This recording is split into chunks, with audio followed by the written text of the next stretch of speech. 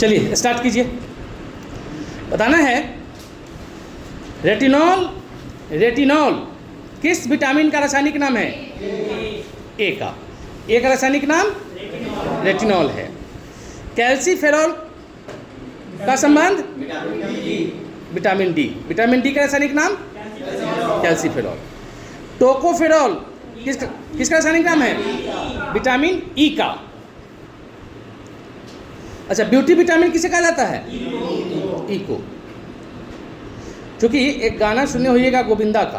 गोविंदा कहता है कि धूप में निकला न करो रूप की रानी, गोरा रंग काला ना पड़ जाए।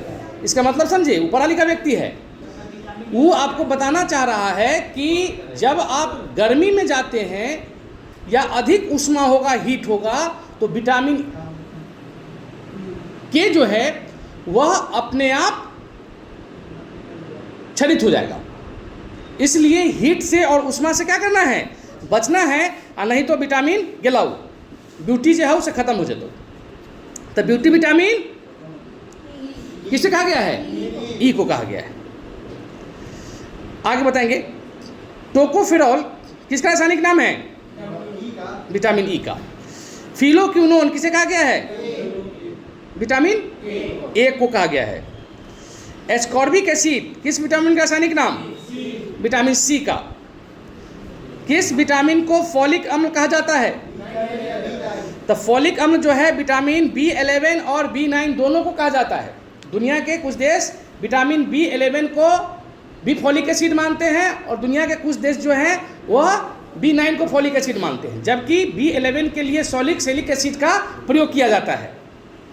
तो ऑप्शन दोनों रहे तो दोनों लेना है, लेकिन दोनों एक साथ बहुत कम है जो देगा कंट्राडिक्शन के लिए। पेंटोथेनिक अम्ल क्या होता है? B5। किसे नियासिन कहा जाता है? नियासिन B3 को। रतौंधी के लिए उत्तरदायी है रेटिनॉल।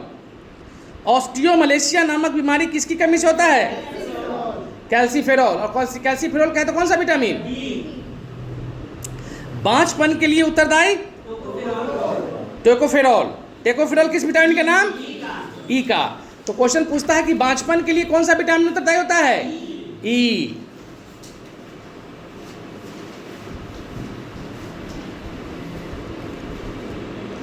मानव शरीर में रक्त का थक्का नहीं बन पाता है किसके कारण? फिलोक्विनोन के कारण।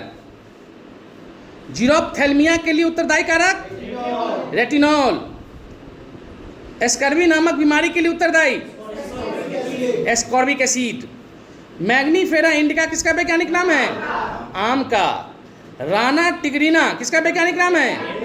मेढक का। फेलिस डोमेस्टिका किसका नाम है? बिल्ली का। बोस इंडिकस किसका नाम है? गाय का। मुस्का डोमेस्टिका किसका नाम है? मक्खी का। सिरका में कौन सा अम्ल पाया जाता है?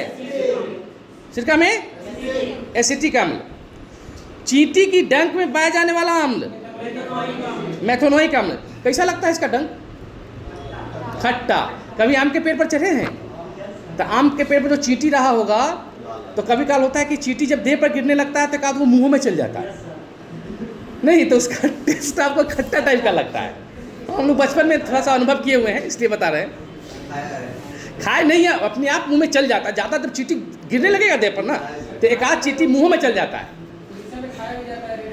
हाँ, वहाँ तो खूब खाता है लोग। तो उसके बाद नागालैंड में चल जाइए, बेजोड़ चीज़ खाता है वहाँ का लोग। आदमी तो ज़्यादा खाने वाला मिल जाएगा नेपाल में। हाँ, और हिंदुस्तान में तो आजकल पत्नियां क्या करती हैं कि बस पति को छोटा छोटा पीस बनाई और कुकर में सीटी मरवाई, अब बढ़िया से मसाला वसा दे के कटबला चम्मच से खूब खाती है। यस, बचिए, इसलिए ऐसे ऐसे काम मत कीजिएगा। अगला, कपड़ों से जंग, कपड़ा में अगर जंग लग गया हुआ हो तो जंग से जंग हटाने के लिए क्या प्रयोग किया जाता है? ऑक्जेलिक अम्ल का। सोना एवं चांदी के शुद्धिकरण में प्रयोग होता है नाइट्रिक एसिड का। ठीक है, इसी से सोना को साफ किया जाता है। बस आज के लिए इतना।